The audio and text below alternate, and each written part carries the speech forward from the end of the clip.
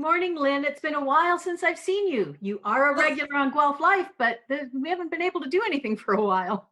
Good morning, Jen. It's great to see you this morning. Happy day. Yeah.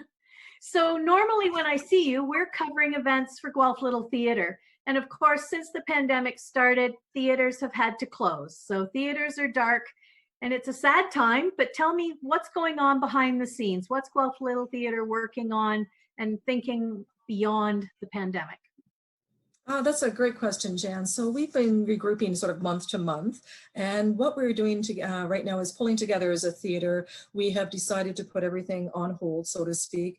So the shows that are remaining for this season, we have two, Swordfish, Romeo and Rosalind, that will sit on hold until we can determine when we can reopen the theater and in what capacity we could mount those shows. They would get first showing for us as we move into another season in whatever way that may look moving forward.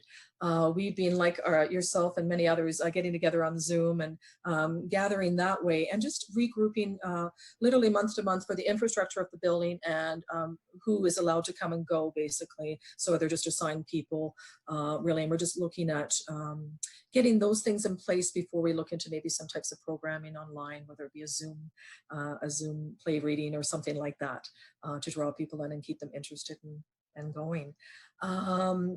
So that's it right now. We're literally going month to month. We have another meeting the end of June, and that will determine just some other things once the province and the federal government makes decisions on that and the public health.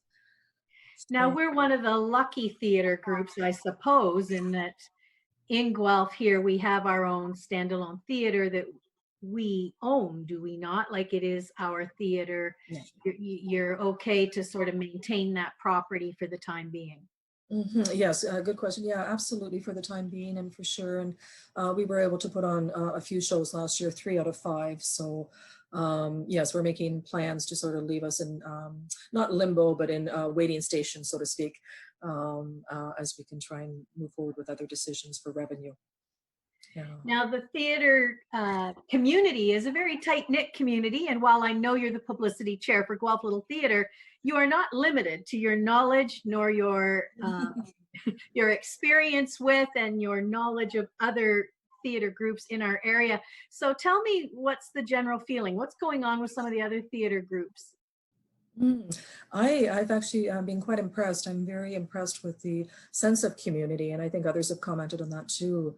For example, I'm part of the playwriting group in Toronto right now, and it's a professional casting directors and writers and actors. So that's really quite wonderful, and I find that very uplifting, just to sort of get a look at the industry and what's happening professionally.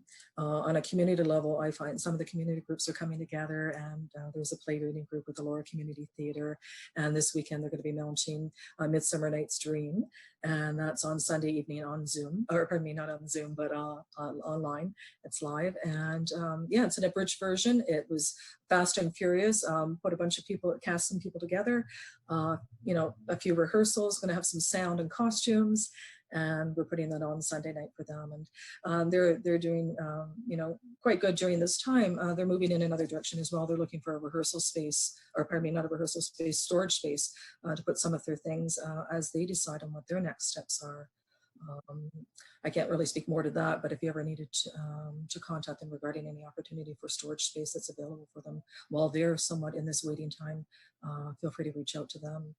So the performance is great. There's young and old. We have a 90-year-old gentleman, as well as a few young people as well. So that's at Laura, and they're looking at doing some other play readings online as well. So it's been so much fun with other groups in Brantford. I'm working with right now. We're working on an online comedy. They're doing a sequel that's going to go on June 15th. And I'm in the prequel, the second one that will go on in July, which is pretty cool, actually. I think one of our cast members is in Vancouver. So that's really super awesome for us to work together. So McIntee is the name of the theater company. They're being sponsored by Rope Factory to put that on. And what we'll do is we'll go and film. We're rehearsing right now, and we'll go and film their self-isolated, our parts, and then that'll be edited and aired in July sometime. And again, just to keep people engaged, and it's just wonderful. For me, that's the shining light, is keeping the light going as known in theater. but also in life, and with people and relations, and community endeavors, right? It's Really important. right. Yeah, absolutely. So bunch of this, that, and the other thing happening while we are in this waiting time.